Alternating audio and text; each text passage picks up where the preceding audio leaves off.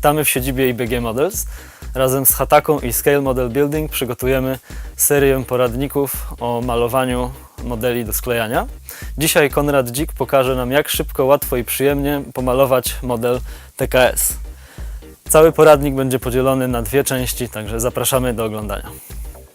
Jednym z pierwszych zestawów Hataka Hobby, który pojawił się na rynku, był zestaw kolorów do polskiej broni pancernej z września 1939 roku.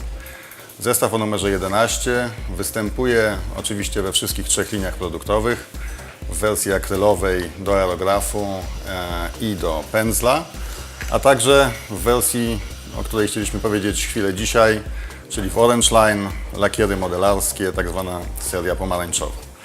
Zestaw zawiera 4 kolory, 3 kolory do kamuflaży występujących na broni pancernej polskiej we wrześniu, stosowanych od 1936-1937 roku. 4. kolor to kolor do pojazdów wspierających, to jest kolor Polish Khaki. Te 3 kolory dobieraliśmy oczywiście najstaranniej jak się dało, bazując na egzemplarzach muzealnych. Mamy nadzieję, że sprostają oczekiwaniom modelarzy. Lakiery modelarskie z linii Orange można stosować bezpośrednio na model, nie wymagają stosowania podkładu. Oczywiście podkład jest szeroko używany i rekomendowany przy stosowaniu każdych farb, ale te farby są mocne, bardzo mocno trzymają się powierzchni, więc jest to duże ułatwienie dla modelarzy. Dzisiaj zajmiemy się malowaniem tankietki TKS z firmy IBG Models w skali 1:35. Model przed nagrywaniem został złożony, umyty wodą z płynem do mycia naczyń ze względu na możliwe zatłuszczenia formy, przez co farba mogłaby charakteryzować się gorszą przyczepnością. Tak przygotowany model zapodkładowałem sulfacerem Mr. Hobby w kolorze Red Oxide, dzięki czemu wszelkie niedoskonałości powierzchni wynikające ze szlifowania oraz konstrukcji modelu zostały wyrównane i otrzymaliśmy doskonałą powierzchnię do dalszych prac. Użyty kolor w tym przypadku nie jest specjalnie istotny, jednak stanowi on stosunkowo dobrą bazę dla piaskowego, od którego zaczniemy malowanie. Dla wygody filmów i przyspieszenia pewnych procesów przygotowałem wcześniej drugi model, który został uprzednio pomalowany pierwszym, podstawowym kolorem piaskowym, który ze względu na bycie najjaśniejszym stanowi punkt wyjścia do dalszego kamuflażu. Następnie wykonałem maskowanie w miejscach, gdzie kolor miał pozostać przy użyciu Patafixa, co zostanie pokazane w dalszej części filmu, i pomalowany drugim kolorem kamuflażu, to jest zielonym. Tym modelem zajmiemy się później. Zaczniemy od podstaw i przygotowania farby. Dzisiaj do malowania użyłem farb Hataka z pomarańczowej serii, to znaczy lakierów. Do tankietki TKS idealny będzie zestaw wrześniowy, specjalnie dedykowany tym pojazdom. Po pierwsze, farby należy dobrze wymieszać, ponieważ farba po dłuższym czasie mogła się rozwarstwić. Najlepiej farby wstrząsnąć przez około 30 sekund lub jeżeli będziemy widzieć, że aplikując farbę dalej nie ma jednolitej struktury, lepiej ten proces przedłużyć. Aby farba nadawała się do malowania aerografem, należy ją rozcieńczyć, najlepiej dedykowanym lacquer-finerem. Farbę mieszam bezpośrednio w aerografie, dlatego najpierw wlewam trochę rozcieńczalnika, a dopiero potem farbę. Stosunek dobieram na oko, aby uzyskać konsystencję zbliżoną do konsystencji mleka. Aby lepiej to zobrazować, jest to około stosunek 3:1 na korzyść rozcieńczalnika. To, czy farba jest odpowiednio rozcieńczona, najlepiej sprawdzić uprzednio na boku, a później ewentualnie dolać odpowiednio farby bądź rozcieńczalnika. Osobiście zazwyczaj używam ciśnienia około 1 bara. Zaczynając malowanie, najlepiej zacząć od powierzchni niewidocznych. Później, czy kolor jest odpowiedni oraz czy wszystko wygląda jak powinno, aby nie dodać sobie więcej pracy, jeżeli coś by nam nie pasowało. Jeżeli widzimy, że wszystko jest w porządku, możemy przenieść się na właściwe elementy i powierzchnie. Farby, których dzisiaj używam, są stosunkowo słabo kryjące, dlatego należy je nakładać w wielu cienkich warstwach. Ilość tych warstw zależy od tego, jak mocno rozcieńczona jest farba i jakiego koloru używamy. Dlatego trzeba cały czas obserwować, czy uzyskiwany odcień jest już odpowiedni i czy nam pasuje. Zazwyczaj będzie to około 3 do 4 warstw. Jeżeli malowaliśmy odpowiednio cienkimi warstwami, to farby wysychają na tyle szybko, że kolejne warstwy możemy nakładać praktycznie bezpośrednio po sobie. Po pomalowaniu kadłuba przechodzimy do układu jezdnego. Tutaj ze względu na wygodę przygotowania modelu do filmu poświęconego malowaniu użyłem uproszczonego układu, który znacznie przyspieszył mniej istotny proces składania modelu. Malując układ jezdny, możemy starać się zostawić gąsienice niepomalowane, ponieważ kolor podkładu będzie stanowił dobre wyjście do dalszych rdzawych odcieni, które prawdopodobnie będą później użyte na tych elementach.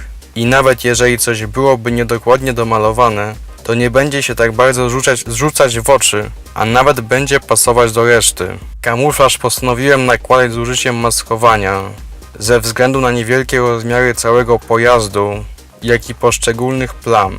Ze względu jednak na bardzo zróżnicowaną powierzchnię i mnogość elementów na układzie jezdnym, zdecydowałem się namalować go od ręki. Cały model został pokryty farbą C086 Polish AVW Greyish Sand.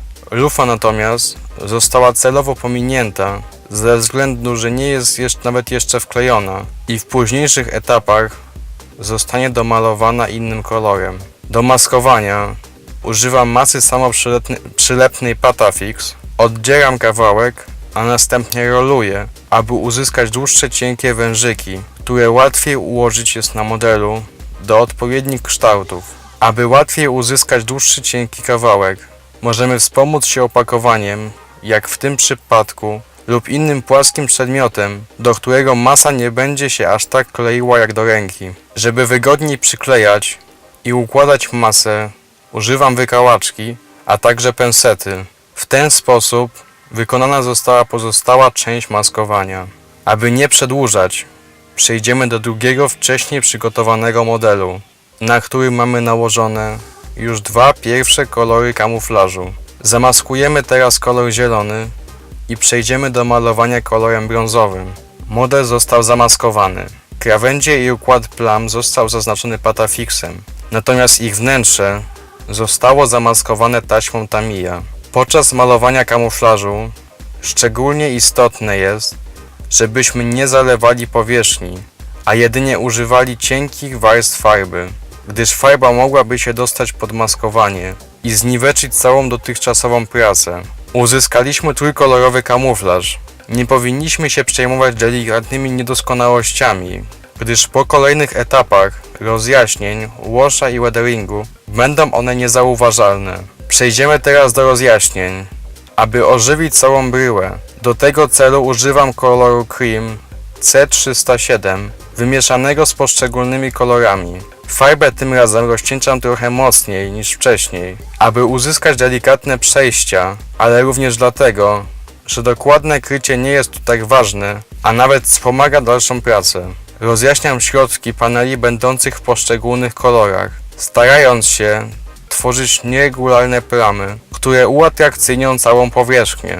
Procedurę powtarzamy dla kolejnych kolorów, za każdym razem starając się uzyskać efekt delikatnie przechodzący w poszczególne odcienie. Czasami lepiej stopniowo rozjaśniać farbę i powtarzać ten proces, aby przejście nie było zbyt ostre, co wyglądałoby bardzo nienaturalnie i dziwnie. Kiedy wykonaliśmy rozjaśnienia, najlepiej odstawić model na dłuższą chwilę, najlepiej na noc, aby dać farbie wyschnąć, a następnie możemy przejść do washa. Do wykonania washa użyję gotowego produktu Ammo by Mig, dedykowanego piaskowym pojazdom, który jest w kolorze brązowym. Nabieramy trochę specyfiku na pędzel i nakładamy go w linię podziału wokół wypukłości, dzięki czemu wszystkie te detale zostaną uwypuklone, a ostre różnice kolorów będą zbite i stworzą ładną całość. Po nałożeniu washa najlepiej odczekać jakieś 10 do 15 minut i możemy zacząć jego ścieranie. Do tego celu świetnie nadaje się Odorless Thinner od Ammo. Do zmazywania używam różnych pędzli, zależnie od miejsca i efektu, który chcę uzyskać. Na większych pionowych powierzchniach, gdzie tworzyłyby się zacieki, najlepiej sprawdzi się płaski pędzel, który pomoże stworzyć je, kiedy będziemy używać podłużnych pociągnięć. Na płaskich powierzchniach lepsze będą mniejsze pędzle o krótszym włosiu, a ruchy pędzla szybkie i krótkie.